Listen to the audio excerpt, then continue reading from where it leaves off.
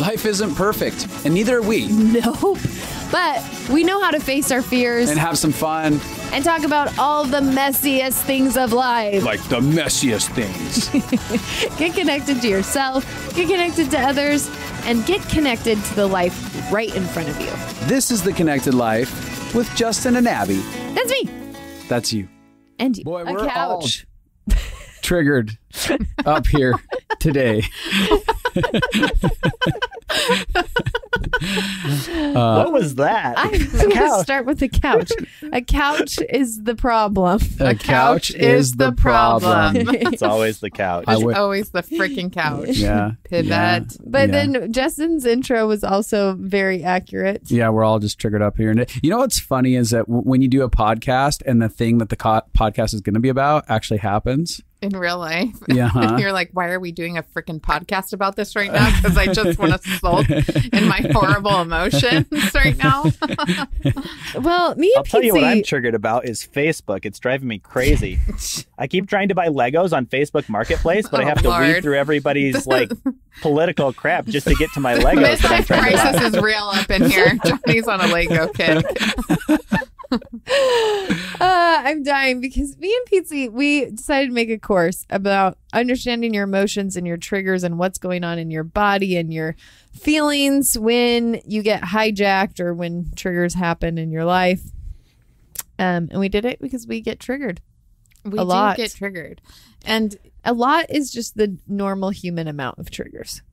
yeah, a lot is the norm. I mean, I think actually people live in a triggered state more than they understand. Absolutely. I mean, I think I'm realizing it more and more. About yourself. I'm like, oh, okay. When they said, do you mind if the guac is extra at Chipotle? And I responded really mean. That actually had nothing to do with the guac. It's fine. I'll pay the extra 50 cents. It's coming up more. Luckily though, now Is that real? Did you actually get triggered about guacamole? honey, yes, I always get triggered about guacamole. Luckily now I have the tools to work through the guacamole trigger. Yeah, that's true. I know it's not about the guacamole. Yeah. And that's the beauty. That's what I was going to say. You guys got triggered about a couch. And Johnny did such a great rundown in like a 30-second spiel about how he recognized that his emotions were not about the couch. But do you want to share that, Johnny? Oh, yeah. I mean, like, so we're selling this house. Pietze and I are selling this house. And the guy who's buying it wondered if he could buy the couch and the curtains. And the curtains are, cheap IKEA curtains. And the couch, I think we paid $50 for it at a thrift store, but it's worth about $150, $200. It's cheap. At Target. Let's just It's say it's cheap. cheap. We don't need to give them a rundown of how cheap we Pietze, are. Pietze, talk about triggers. Pietze gets triggered about me giving too many details. So there's a little. Yeah. But anyways, Pietze and I had this conversation where I was frustrated that she wanted to sell it for more than I wanted. I basically just wanted to give it for like, nothing. $5. And I got super frustrated at Pietze and I walked away and I was like, why am I so frustrated about this? And what I came to realize as I walked through my process was I have an underlying feeling from the very beginning of our marriage, because I was a small town hick kind of kid growing up. I grew up in a really small town and I have this good old boy side to me that just wants to stop and help everybody who has a flat tire and, which is a good thing. He wants to pick But up there's everyone hitchhiking on the side of the Yes. road. If someone needs help, he'll stop and make sure that he Nice. helps them. It's a great side to him. It's a good side, but it can also be detrimental. And over the course of our marriage, there's been a lot of times where I felt like Pietze really dislikes this side of me and doesn't want me to be like that. Right. And so as I walked away from this stupid conversation, which the difference between my opinion and Pietze's was about $50, which is obviously nothing, But it's about the principle. This is the every principle. fight of every couple, though. Yeah, totally. Yes. Yeah.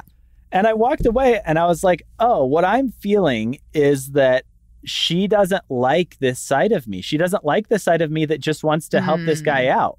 And then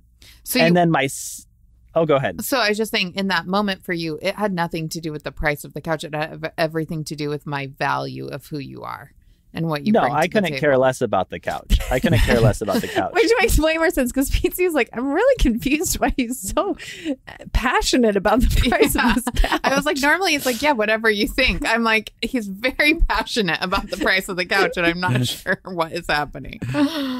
Oh. But what I realized on the back end of it was how much damage can be done if you don't have the tools to walk through what you're feeling on the inside Yes. and come back. Because, I mean, and people always joke about this, but marriages end over stupid conversations like that. Yeah. Because they escalate, and then I get pissed off, and then you get pissed off because I'm pissed off, and it escalates and creates all this damage Well, because over something the that truth doesn't even make is any. that it was never, and it never is about the thing that you're fighting about. It's always about deeper connection. And if you don't, But if you don't have the tools to walk through it, right, if you don't have the tools to see that, you're going to keep having the same fight over and over again. It's not going to be about the couch. It's going to be about the 50-cent guacamole, or it's going to be about the person who cut you off, or it's going to be about the way that they, discipline the kids. It's going to keep popping up. And so I think I love that you said that, Jonny, because it's a prime example of how we've been able to, even through the story that we're telling, we've been able to get to the root of things and undo so much of the chaos. It's interesting how a lot of people will say my emotions feel very logical around this triggered state, but actually triggers are illogical, unmerited emotions. Right. And so outside of someone who's triggered, people will be like, this isn't logical. To them, they'll be like, this is totally logical. And they don't realize this is maybe illogical for this, because if you say, hey, your emotions are illogical to this, they feel totally dismissed, totally invalidated.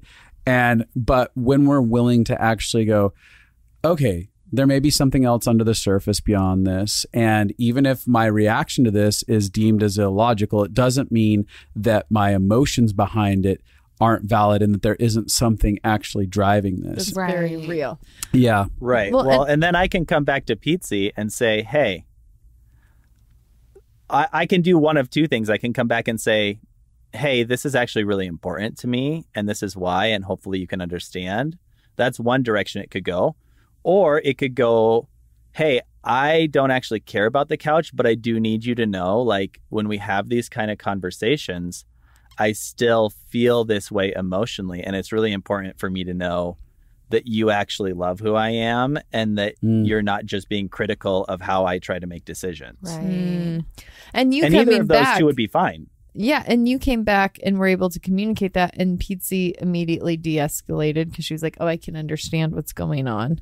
Right. Totally. And you were able to actually be seen and heard for what mattered, because if you would have fought for the couch, she would have continued to be confused. Right. And then you guys just would have circled. You would have felt more invalidated, Jonny, and she would have felt more confused. It was interesting because even this morning after we had that conversation, I got off the phone and I was asking Abby her opinion, because I was like, okay, maybe I'm not seeing this right. I'll ask Abby what she thinks.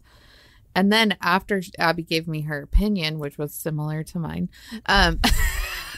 which is why you're best friends, so you can just confirm each other's biases. Totally. But after she said that, I was like, I actually probably need to ask Jonny why this is important to him. Yes. I probably need to understand, there's probably something deeper here that I need to understand that I'm not quite picking up, because normally he wouldn't care about this type of thing. So there's something underneath the surface. Right, which is because both of you have worked on understanding triggers, understanding what's going on in your emotions. And so when he was doing something that felt out of his nature, you actually went to the benefit of the doubt thought of like, something must be going on for him. And now that I understand how emotions work and triggers and how they show up, I can be like, oh, that's not his truest self. So I need to find where his truest self is inside of this. So if you don't know, me and Pietze made a course called The Pathway to Freedom. Made a course. Discover how your emotions are trying to heal you. And it is about the journey of self-awareness, learning what's going on inside of you, and learning what to do to walk through the healing process to get to vulnerability, compassion, reparenting, connection, to be able to not just have pain get brought up by life, but actually get the healing. And your story in your marriage, this is why we're telling the story in your marriage, is so much what the heart of this course is, which is our emotions are constantly trying to let us know what's going on in our subconscious so that it can get healed. Like our emotions are wanting to lead us into a place of getting out of the torment cycle. Right. Yeah. But when we don't know that or don't understand that, then our emotions can just feel bullying and tormenting and circular, like we're just hitting our head against the wall over and over and over again. Yeah, absolutely. And I think, what is cool about this is that, even what Jonny and I just displayed there for you, this content that we created, Abby and I created, we've been doing for years now. We've tested it out and we know that it actually works. And so what I love is that we kind of were the guinea pigs on our own content and made sure like, okay, does this actually work? Does it get you to the heart of it? Does it get you to the root of it? And so I feel so excited because I'm like, oh, we're giving all the things that we've tested out and we know for sure work to get you to that place where you can de-escalate quickly. You can communicate from vulnerability and you can stop these cycles that keep you tormented. So signups have already begun and the course actually starts September 29th, which is very exciting. And me and Pietze will be a part of the immersion program. The immersion program is a group you can join where you get to be a part of community connection, multiple different ways throughout. You'll make friendships. We just had a bunch of people message us about how they found their best friends, their people that they're doing their life with. And it's a way to get connected and have the information really get deep into your world, not just something you learn logically, but something you figure out how to put into your life. So join us. We'd love to have you with us. And we're going to continue on. So you can go to justinandabi.com to sign up. And then we're just going to jump back into Pietze and Jonny's story. To the story. Here we go. The saga. So I think where we left off on some real difficult conversations that sounded very damaging, and they were. I think just to recap, Jonny and I got married young, and by all means are a really good fit together. And there's no reason that, like, to us, there's no reason that we should have any troubles. Like, we get along great. We're a great pair. We want the same things in life. And then trauma really hit our lives in a hard way. And that's where you see us kind of go into our dysfunctional states. And in our dysfunctional states, we are not good together. Amen. I think that's true for everybody. Absolutely. I remember saying that too with Justin when we got married. I was like, when we are not our authentic self, we don't fit well together. Totally. No. Yeah. And so where we're at in the story is that about a year after we had gotten married, we had moved to Wisconsin. I hated it. Jonny was in a band. And we had a conversation about me wanting to go back and him basically saying, I won't follow you. And we had also had a conversation about me saying that he should go back to college to have a backup plan and him saying that he didn't want to. Right. And so if you want to hear the whole story of that, you can go an episode back. But basically from those conversations and that time, I obviously did not understand that Jonny was scared and he was trying to create stabilization in the midst of my crazy up and down emotions. Yeah. And so to me, after that conversation, I just had made this vow of, I guess he can't take care of me. I'll have to take care of myself. And I think I subconsciously thought, or consciously I thought, he's not ready for marriage. And I entered into a really difficult conversation where I was like, I wish we could just date people. Which is because that totally added to your stability there, didn't it, Jonny? Yeah, I bet Jonny was like, really nice. She's mentally like, she's fine. I was like, I'm going to be divorced before I'm legally allowed to drink. Oh my gosh, that's depressing. I think, and this is what happened behind it. For a long time, I judged myself off of that conversation and went, why would you ever say something like that? Why would you do that? I can't believe that you did that. But when I was able to look back at the story and put context around some of the conversations we had just had, and I said to him that night that we had that conversation, I was like, I know that this isn't realistic, and I want to be with you. Like, you're who I want to grow old with. I just can't be with you right now. Right. That's what I had said to him. And I think looking back, one thing that I know about myself is I don't do well when I feel trapped. Mm-hmm. And I had subconsciously trapped myself and martyred myself to the situation where I felt like I couldn't have a voice. Totally. And so I think in my head, it seemed logical at the time as a 21-year-old. But I was thinking, if I could have the option that I felt like I didn't feel trapped in this, like I could choose I could get out. someone else, then it would help me to want to choose back in, or it would help me not feel so trapped so I could stay in this somehow, you know? I think that for a lot of people, the idea of being able to get out, like the permission. Mm-hmm. Oh, I don't have to be here. I could divorce. I could walk away from it. I actually can. Not from a threat point, but connecting to the reality that I have permission. I am not trapped to leave at any moment. Actually brings a lot of peace, because then it becomes an empowerment situation. Totally. Where it's like, oh, I'm here because I'm choosing in. Totally. And all of the counsel that I had gotten when I'm like, I can't do this. I'm really struggling. I don't know what to do. I don't feel comfortable living here. I don't feel comfortable with Jonny being in the band. Everyone's like, well, you made a commitment. Right. You have to honor your commitment. Like, you're in a covenant relationship. So I did not. You see a girl, and I had judged my younger self so much for that conversation. But when I look back, I'm like, oh, I see a girl who was so scared and felt so trapped and was trying to figure out how to stay, was trying to figure out how to make it work, was trying to figure out how she could get her heart like, to choose maybe I could get my needs met over here so that I could stay with you here. Yes, totally. But I mean, at the end of the day, I'm very sorry, honey. Well, it's all good. It's all good. Sorry. Was that pretty abrasive, Jonny?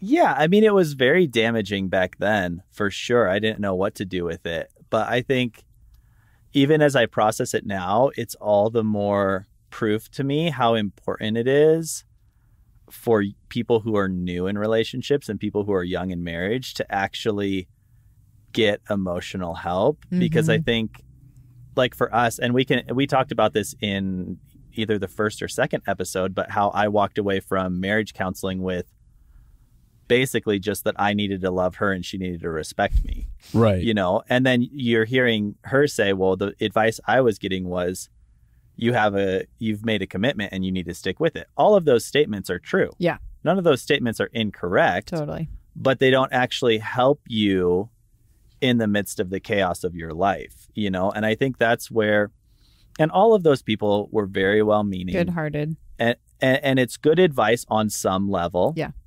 But it's partial advice. Yeah, it has to be accompanied. Yeah, there's a big difference between good advice and a complete, like, path to how to navigate a situation. Yeah. Like, one good little tidbit, even if it's good, doesn't actually help you navigate the storm that you're in.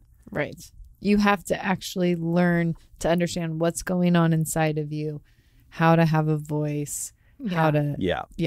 And you see as our story unfolds, I mean, one of the biggest damages that we're undoing in the last couple years is Pietze taking some of that advice, martyring herself, and then the whole dynamic of our relationship is about how if she can just be okay, then we'll survive. Right. Like, if she can manage herself, then we'll survive. And we're having to undo that because sooner or later that just catches up with you. Which leads us into the next part of the story, because from there, Jonny did a really amazing move, which is that he decided to get us our own place, even if it meant that we had, like, no money. Right. Because he knew, like, we need space to just be a couple. And I was working downtown Milwaukee at this point. So we moved to where I work. I didn't have to commute anymore. Which is a big deal. We had our own space, and it really helped a ton. Like, it helped a ton. But even with that circumstance change, I still felt trapped. I still was questioning, is this okay?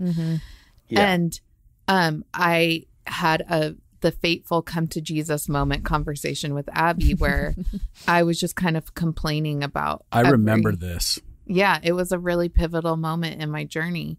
I was just honestly feeling desperate. Like, I am miserable and I don't know what to do. See, you get to a point in your pain where you don't even care what the help is. You will take any life raft that someone throws your way, even if it's the hard path. And so I was just complaining about, I don't know what to do. Should I leave Jonny? Is this ever going to work? I can't stay in Wisconsin. He can't be in a band because now the band's getting more serious at this point. And I'm like, I don't know if I can do this. And Abby had said to me, like, can I be honest with you? Famous last words. It's a dangerous question. Yeah, the famous Which last words. means you're not going to like what's about to be said. Absolutely.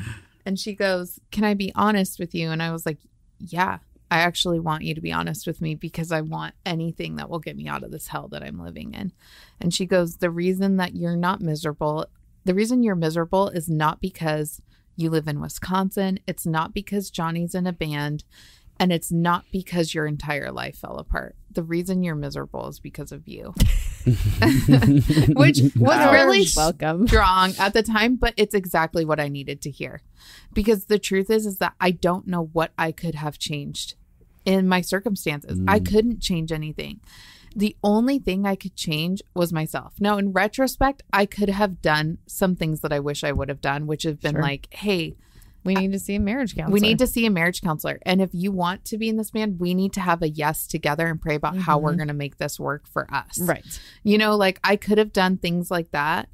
But at the same time, when you gave that to me, it did not feel, it hurt for a second, but it also felt like a breath of fresh air because it felt like someone opened a door for me and said, you don't have to be miserable anymore. Like you don't have to be victim to your circumstances. And I was like, thank God. And so that night I wrote a letter to Jonny where I just basically apologized for my side of things. I apologized for bringing even the subject of divorce into our marriage. I apologized for any way that he felt unloved. I apologized for my emotions. I apologized for how hard it must have been for him being married to me. And we had an amazing conversation and he just broke and cried. And I was able to just hold him. Is this the third time? This is the third time. The third time he cried. Yep. I was able to just hold him and validate him and, say, I'm so sorry. And from that day forward, I literally would wake up in the morning and choose gratitude. I learned what it was like to be in a situation. And this I will forever be grateful of because this, what happened right there set me up for the rest of our life where it sadly in some ways continued to get harder. But it set me up in a way that has kept me for the rest of my life, which is that I learned this muscle that when life is hard and I can't change it, that I actually can change how I feel about it. And I literally would wake up every morning and choose gratitude. I would start my day off with gratitude every single morning. And I still do that, and learned the ability to be content. And I will say things from there. I mean, do you want to talk about Jonny from your end? What you experienced? I mean, I have very mixed feelings about that conversation. Yeah. Right now. Yeah. In the moment, it was amazing. In the moment, it was, I cried and I felt like you loved me again, which I didn't know if you still loved me. Yeah. That was one of the things you said. I didn't know you still loved me. Yeah. So in the moment, it was great. In retrospect, if I'm being 100% honest, in retrospect, I kind of wish that conversation wouldn't have happened because it never made me come to terms with how much it wasn't working for you. It felt like a Band-Aid. Well, it felt like it confirmed to me the story that I had been telling myself, which is this is all her fault. Yeah. I see the mix of that. Like there was value to the validation because your heart was really hurt, but it's like you needed to be punched in the face in your own way, basically, and come to the end of yourself and be like, no, I'm my own problem too. Well, and that's where I wish I could have done it differently. And because I think at that point I thought it's all your fault. This is all my fault. Yeah. I'm the one, if I could actually just learn how to be okay, it's going to be okay. And so it must be me. And it must have been my attitude rather than seeing it for what it was, which it was both of us. And we both needed to change and we both needed to own. But I took it all on. Well, and this is the conversation about there not being villains. we either villainize the other person or we villainize ourselves, and we very rarely can hold that there are two people that are both a part of every situation. Yeah. And I think even as we're talking, I'm having an aha moment in my head where I recognize all the way back to childhood. I've always felt better in some ways when I'm the one to blame, because then I can fix it. Yeah. So I feel a sense of control over the situation. So if I still do this when we're working through repair in our relationship, Jonny and I, after a fight, like, I feel better when I can own something, because then I feel like I can change something and I can always bet on myself. Yeah. And that's where you see the little orphaned kid who feels like, no, I can bet on myself. No, I can take care of myself. I can change things, you know? Yeah. And so I took it all on, which was not great. However, and Jonny also gave it and was like, yeah, it was her fault. Yeah, totally. He Yeah, was like, she crazy. yeah. But I did change. I did a 360. And 2 weeks later, Jonny went on his first tour, which was my absolute nightmare. That's the thing I did not want to have you happen. Felt so much abandonment from every major relationship in your life all at once. And now he's gone too. Yeah. But weirdly, I was actually okay. And in some ways, it felt empowering. I always feel this way. I hate feeling afraid of something because then it has power over me. So I always love having to face a fear, even if it's hard, because I know that I can do it and make it through, because I've dealt with fear my whole life, with anxiety. So it's so empowering. So I think in some ways I felt so proud of myself. Like, I'm living downtown and I can do this on my own. But then in retrospect, there were so many traumatizing things about being alone downtown by myself constantly, you know, but I had a good attitude. And then from there, the band actually decided to go full time. Like, okay, now we're touring, we're going to quit our jobs and we're doing this, which meant that we had to move back into the condo. And by this time, this is year 3 maybe, and we still didn't have our stuff out of storage. So even when we moved, like, we had a little tiny studio downtown, you know. So I remember thinking, by all means, I should be so upset and so sad that we're moving back into the condo with his brother and sister-in-law, but I wasn't. I was so grateful and so happy. Wow. And just I decided to choose joy. And one great thing that came out of this is I also decided to make a life. So I got really involved in my yoga studio, and I started making friends at the church. And this is around the same time that I started coming back to church. And so I decided, if I have to do this, I'm going to make it good. I'm going to love my life here.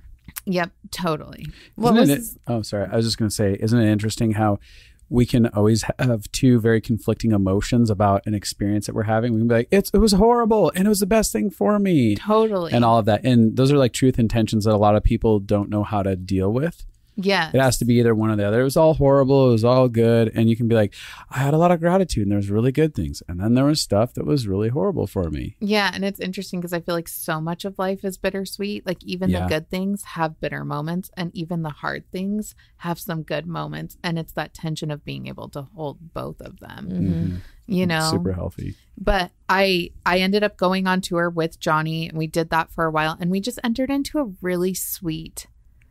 What was it like for you, Jonny? Sorry. Oh gosh, I have so many emotions about that season. I think that it's hard for me to put into words how I feel about it, because I have so much regret on this end of the way that everything went. Not because it wasn't good, but because I am cleaning up the mess now that I created back then, you know, which is not a very fun feeling for me. I think the way that I feel about that season is, on some level, it felt like God redeemed a lot of things, and we were able to get back to connection, which I think anytime you're able to get back to connection, if you've had connection completely cut off in a relationship and you're able to find your way back, that's a good starting point, even if it's not from a healthy. Even if there's unhealth still involved, at least you're able to get back to some form of connection. Yeah. Which we were able to do. The problem is that I was so deeply unaware of myself. And so just like I did not know what was ever going on inside of my heart and inside of my emotions. So I never actually changed, you know? And so it really genuinely, when I process that season from this end, it feels like we cut the weed off with a lawnmower. And so we had a season where it felt like everything was good and back to being good. But I mean, how long did that season last? 3 years, maybe? Well, but before things started getting bad again? That's the thing, though, is that you see progressively as time goes on and I'm doing better and better, our relationship gets better. So that's to you. It proved to me I'm the problem. I was the problem the whole time. And if I it can proved just, that to me. Yeah. And if I can just, amen, sister. If I can just learn how to always be stable and okay and positive, then I get connection and love. Then we're good. And we did enter into That's a lot of pressure. Yeah, but I didn't realize that at the time. And things did start to get good. The band started making more money, and we got our own place, and our finances started to stabilize a little bit, and we entered into this really great season. And we did kind of have a second honeymoon phase that was really nice once we got our own apartment for the second time, and we were able to get all of our stuff out of storage, and we had it kind really of felt like we friends. went to our little house again. You know, where it felt really good. But I think for me, part of the problem is that, and this is just so unbelievably messed up. But part of the problem is because of the way everything went down, we talked about this last time about how like you weren't enough for me. Yeah. But part of the problem is because of how much ownership you took and how much better things got because of that. It wasn't until years later that I actually recognized that I still wanted and valued the band more than I wanted and valued you. Right. So like you were a part of my life, but everything I was doing was all hyper focused on the band. Yeah. Well, and you see these conversations that would pop up periodically where I'd go, hey, like, will you just pray and see, like, I still am really struggling with the band. Will you just pray and see if you feel like you're still supposed to do this?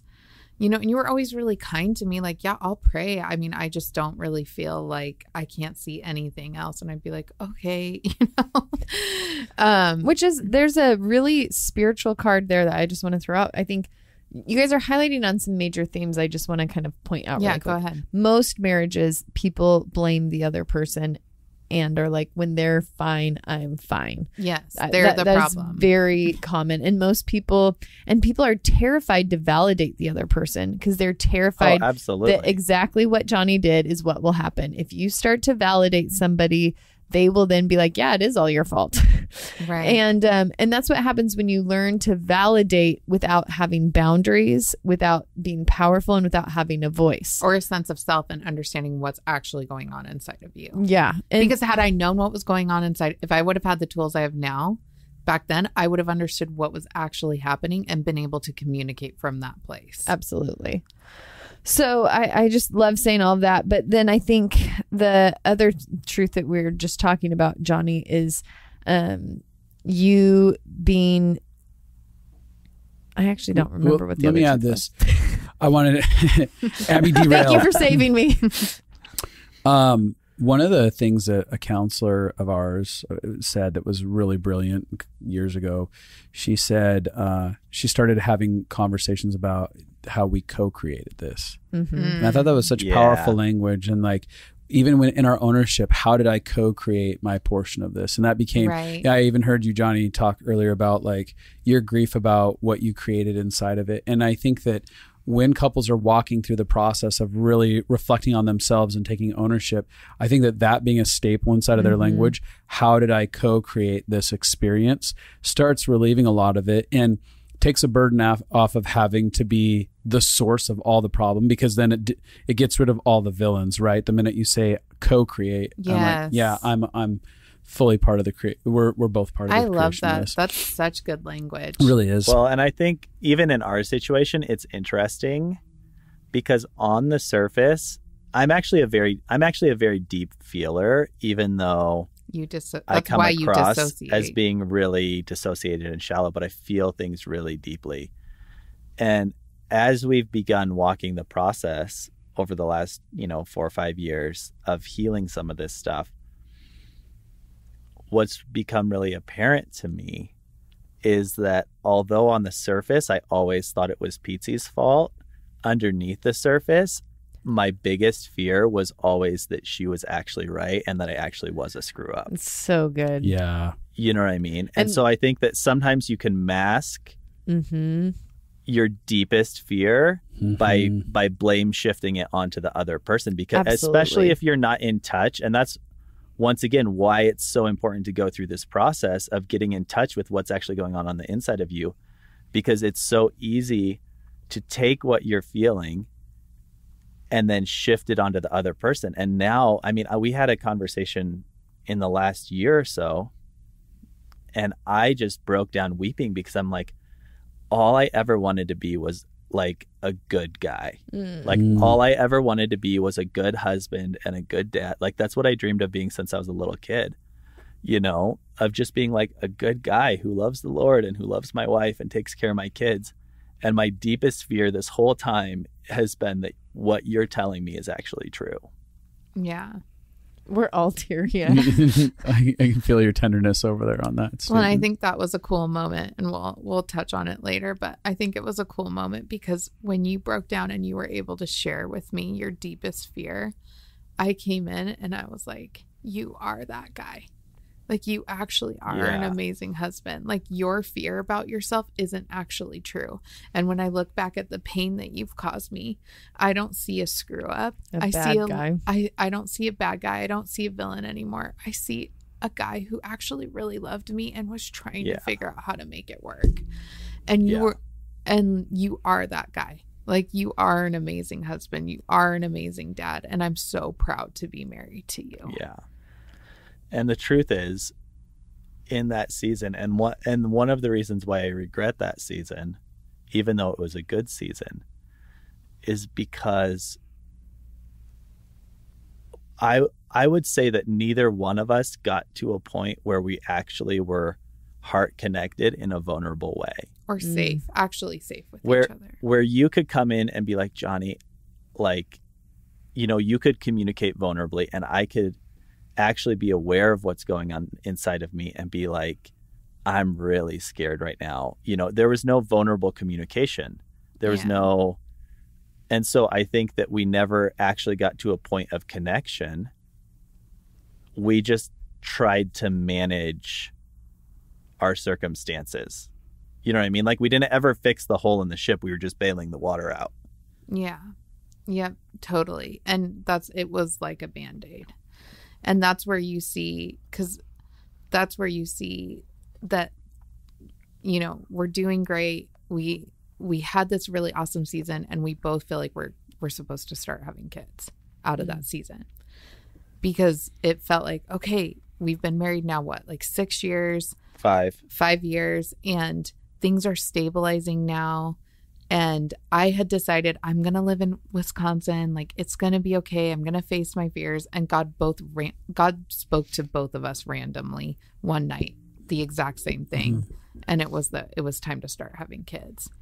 Unfortunately, me getting pregnant was, first of all, the season before it was really hard. And I, couldn't get pregnant. And that was really scary. Abby and I had a falling out during that season, which was really hard. And we were able to. You were diagnosed with PCOS, so you didn't even know if you could get pregnant on some level. Yeah. So it was scary on a lot of levels. And then Abby and I had a disconnection, which was really hard. And then we repaired, which was awesome. And I finally got pregnant. And then had the worst pregnancy. Oh, yeah. Known to man. Your pregnancies are horrible. Yeah. And Well, and you were the primary breadwinner at that point. Like, you were making more money than I was making. yeah, and I kept working the entire time. I mean, I think I Just threw go up in every gas station bathroom on the way to shoots because I did hair and makeup for like photo shoots and video shoots. I threw up in every gas station bathroom in Wisconsin and Chicago. It was so horrible, but you see our connections start to deteriorate. Yeah. And maybe, Jonny, you can share how that impacted you and what happened out of that. Well, I think that the really good season that came before getting pregnant, it's just the same problem that we've had our whole life before then and since then, which is me going around trying to fix things by fixing the circumstances. And so the Right. reason that our life was good is because the circumstances were good. That's what you We guys had plenty believed. of time. Yeah, that's what we believed. There was less conflict because there was less stress, and we had money, and we had a place, and we had friends, and all those things. But we never dealt with the issue. So once Pietze started getting really sick, I mean, I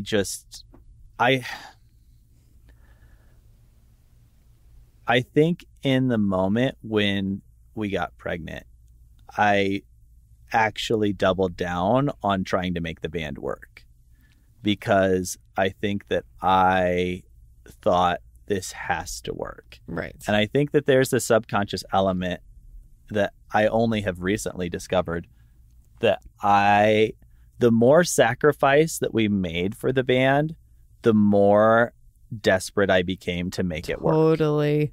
That And makes I sense. actually was having a conversation with one of the guys from the band a couple days ago, and just kind of telling, because we haven't talked much since the band. It's been 6 years since I left, and just telling him kind of how bad it was the last couple years and how I really should have left earlier. And he was like, yeah, you were crazy. Like, you worked so hard all the time. Like, you wanted to make it work more than the rest of us did, And I think there was an element of that because I knew what the cost had been for Pietze and for myself. And I was so desperate that would not be in vain. Totally. Now, obviously, that's all subconscious. I have no idea what's going on in the moment. But as Pietze begins getting sicker and sicker, and I'm touring while she's homesick working, I mean, I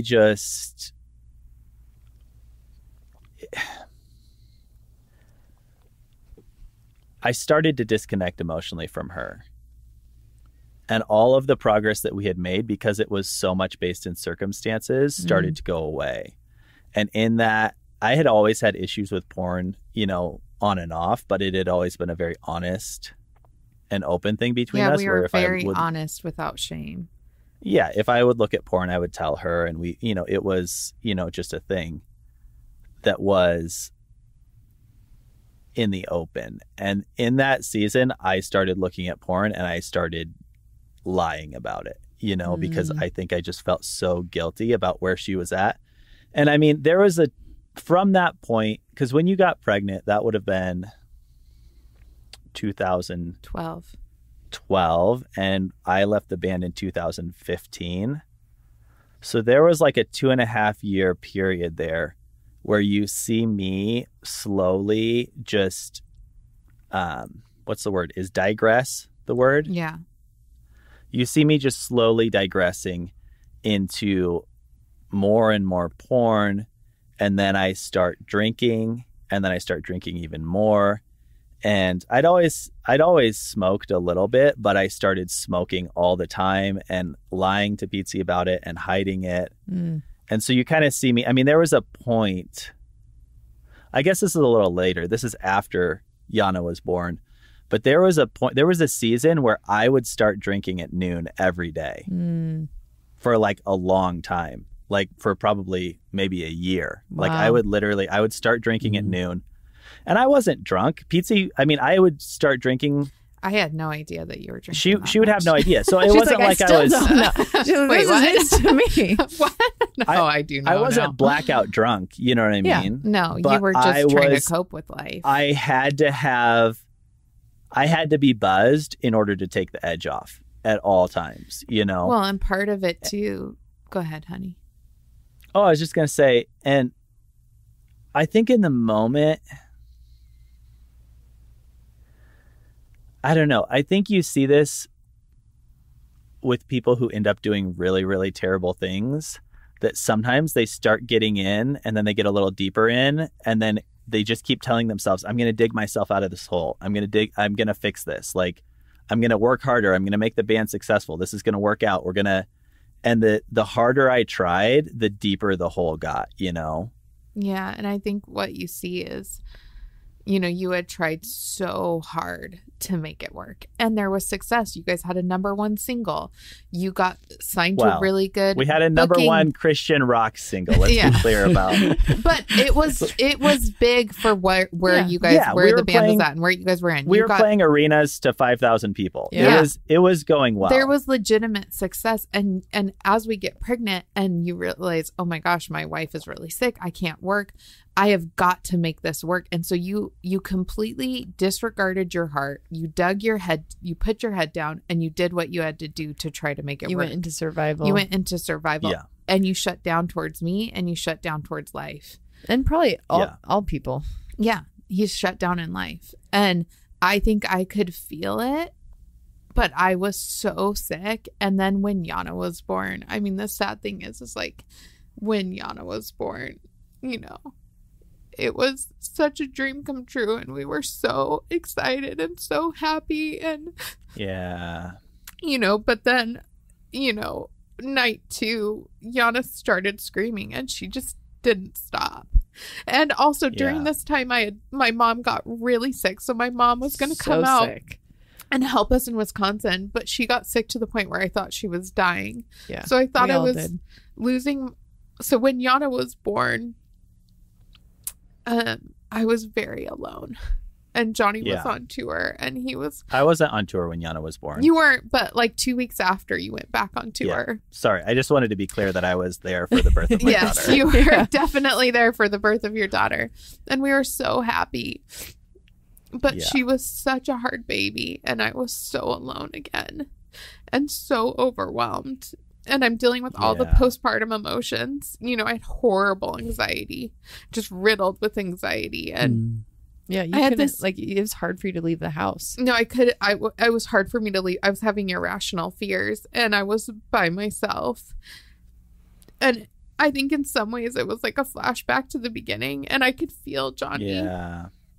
He was so connected to that little girl and he loved her so much, but he was not connected to me, you know? Yeah. Even to points where I was like, hey, can you just be excited to see me too sometimes? Or, you know, but I loved seeing him as a dad. He was amazing. He was just, you know, he would, when he came home from tour, he would jump right in. And the only way I would sleep is, you know, he would take her driving in the middle of the night. That's the only way she would sleep. I mean, she was an incredibly difficult baby. And we didn't know at the time that she had health issues going on. We had no idea, you know, but it was, I don't even know how to describe it. I think in some ways I didn't even have a chance to reflect on what was happening with us because I was just trying to make it. I was just trying to get through. I was just trying to make sure that, you know, that I could make it, and I was working still, you know, so it was a lot, you know? Yeah. And so I don't think I was even aware of how much you had disconnected and what was going on with you. You know, I couldn't even see it. Well, and I think, I mean, even in that season, you see how I still cared more about the band than I did about you. Because you see, and we didn't even mention this, but before Yana was born, like there was some things like the band was going on tour in Denmark or something. Yeah, in Europe. And they were supposed to be gone. They were supposed to leave for Denmark for 6 weeks, like 2 months after Yana was born. And what did I say to you? I said, like, look, I'm going anyway. Like you were like, this is my dream. There's no way I'm missing it, even if we have a baby. And I remember just thinking, like, I didn't even fight you. Which, by the way, can I just say that is an awful thing to say, and I'm really sorry about that. Mm-hmm. I know, babe. I know you are. And I was a stupid, scared kid. And there's about 5 or 6 things that make me want to go punch myself that I've said over the years. And that's one of them. And I'm really sorry. I think, though, even in that moment, I was really like, what the heck? Like, you can't leave me here for a month, because they were going to be gone for a month or two. Like, you can't leave me for a month or two with a newborn. Which I didn't end up going. You didn't end up going. But I think I knew. I was like, once you see this little girl, once you meet her, you're going to know. You're going to feel how I feel. And so I didn't even fight you on it, because I knew that once you met her, you'd be like, there's no way I'm leaving her for a month. And you didn't. You were like, once you saw that little girl, you were done, you know? Yeah. And so, yeah, I mean, it just was, Jonny just started to deteriorate more. Yeah. And we end up going into this season where, and this is really towards the end of the band then, you know, as Yana grows, like, it just got harder and harder. And I share the story of all this on a really early podcast that we did, but I was trying so hard to make it work, because at this point, Jonny had put so much effort into the band that I didn't want to make him quit. Totally. Because I'm like, you also didn't want it to be in vain. Yeah, I didn't want it to be in vain. And I'm like, there's a lot of success happening here. But I was still working, and I was by myself, and now I have this daughter who something is wrong with, and I can't figure out what. And you know, I wasn't sleeping. She was waking up every 2 hours for 2 years. And I was working. I was just exhausted. And I can tell he's hardened towards me. But I'm like, it's just hard. We're just trying to get through it. And you see, like, you know, I went back to what I knew. Like, I'm just going to be thankful. I'm going to be happy. I'm going to choose to be happy. And I grew this muscle of just, like, relying on God. If I wouldn't have had God, I would have never made it through the season, you know? Yeah. But, you know, you see towards the end of it, I would just start having these huge breakdowns. And it usually would happen when he was on tour. I would make it like 4 nights. And by night 4, I would just start like shaking, crying, because I was so at the end of myself and so exhausted and so just trying to make it work. And I would just lose it. I would just be like, I can't do this, Jonny. I'm not okay. I'm not okay. I can't do it. And I would feel the next morning, and I knew that all the guys in the band were hearing me, and I looked crazy, and he thought I was crazy. And I then would beat myself up like, why did you lose it? Because then the next morning he would withdraw more. He would just withdraw more. And I would get so mad. Like, why can't you just keep it together? What's wrong with you? Why can't you just be grateful? Why can't you just be happy? Yeah. And then I would call him the next morning, and you would see me go into my survival response of fawn and be like, I'm so sorry. I'm just really tired. I'm really sorry. Yeah. You know, and you were always kind to me. Like, it's okay. I know that you're having a lot. And yeah, you were pretty crazy, but. And then I would just swallow it and keep going. Like, I can do this. I can do today. I can do today, you know? Yeah. Well, and that's where you see, for me, why I regret so much the good season. Right. Because I had never actually developed compassion for you. Yeah. I had just continued the narrative that you're crazy and I'm logical. Yeah. And so in that season, when you started falling apart, subconsciously where I went was, oh, I've been here before. Right. I've been here before, and she'll snap out of it. She'll be fine. I just have to weather the storm because she's crazy. Yeah. So I didn't even see you in that season. I couldn't even, I mean, I tried a little, but it's only been recently that I've been like heartbroken to the point where I like, it's very difficult not to hate myself for putting you through that, because I didn't actually have compassion on you back then. I know. Had I had compassion on you, I would have moved heaven and earth to change things so that you would be okay. Yeah. Well, that's where you see how messed up it was, that we didn't actually understand what was happening inside of us. Because had our intentions towards each other were good, our hearts towards each other were actually so good, the narrative that we believed about ourselves and each other was so wrong and created so much dysfunction. And I think it's worth mentioning as well that, man, I am such a mess. Whatever. I think it's worth mentioning as well that our whole married life, including that season, most of the people around us have viewed me as the sensible one. Yeah. And you as the crazy one. Yeah. And I gladly let them believe that. Totally. Yeah. They didn't need to know that I was a borderline alcoholic and that I was looking at porn and dissociated and addicted to all this crap. They didn't need to know any of that because the way I showed up on the outside was, I'm a good guy. I love the Lord. I'm trying to take care of this crazy wife of mine who's like just losing it all the time. Who's emotionally out of control. Yeah. But the truth is, and that's so messed up, but I actually let other people have their perceptions and not step in and be like, hey, she's actually like really struggling and she's actually a really strong person. Right. But you didn't step in because part of you, I think, didn't even believed it. Yeah. And I believed that she was the crazy one. And so I was never able to be a loving, compassionate husband. Yeah. To her. And I am, honey, I just want you to know, I am so sorry. And it is so hard for me not to hate myself. Like, not my current self, but it's so hard for me to not hate my past self because literally it is awful what I put you through. I know. But I don't hate that guy. I know, that makes it worse. It'd be easier if you did. Well, I love you so much.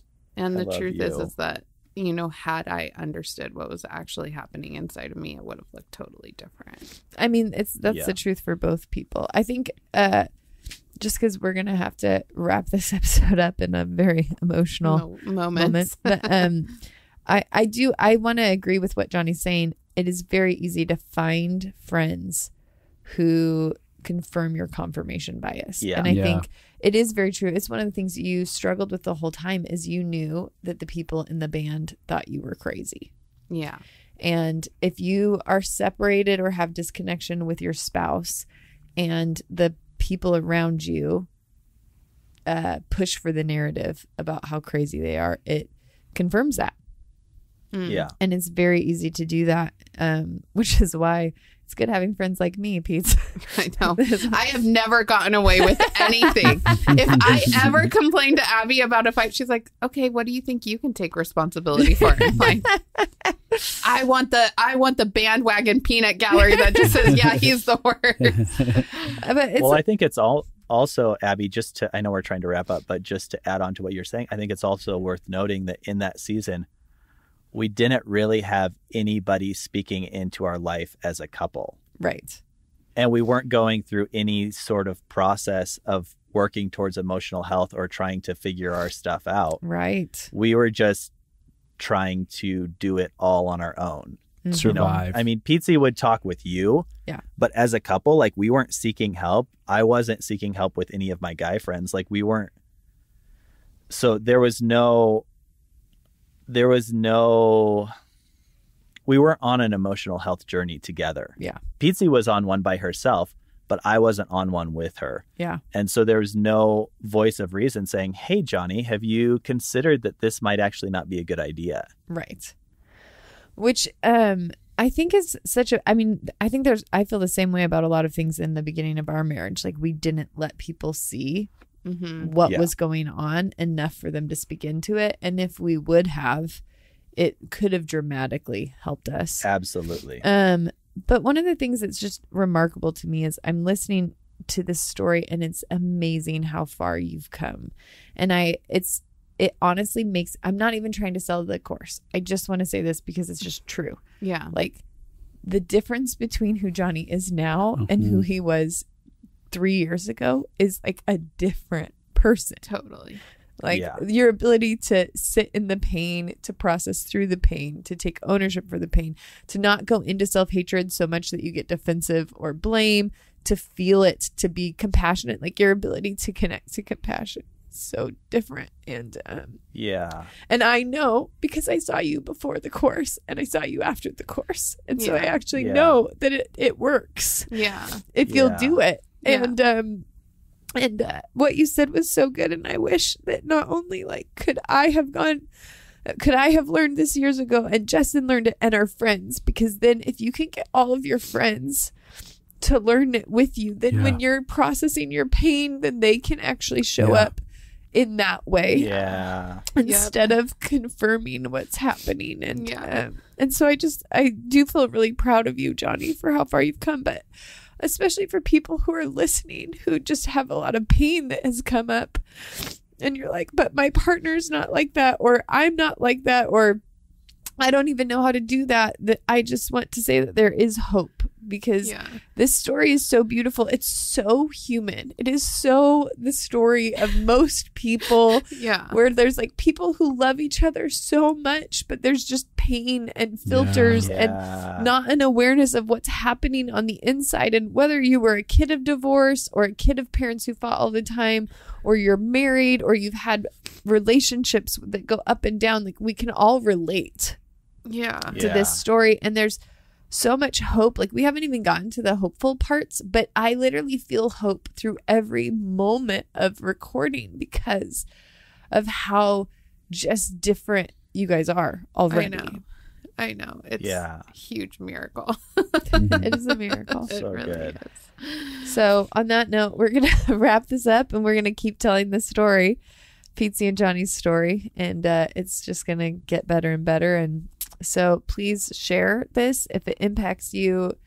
I think one of the things that changes people's lives the most is stories, hearing another story where you can find yourself and find hope in it. So share this with people who are single, who are terrified of marriage, because this will actually give them hope on the way through. Yeah. And sign up for the course if you want. Sign-ups are running now, and September 29th is when it's going to officially start. And it's called The Pathway to Freedom. It's all about understanding your heart journey and discovering how your emotions are trying to heal you, not hurt you.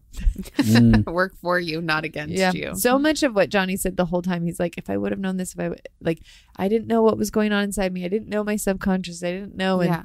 And that's the beauty of what we're doing. Yep.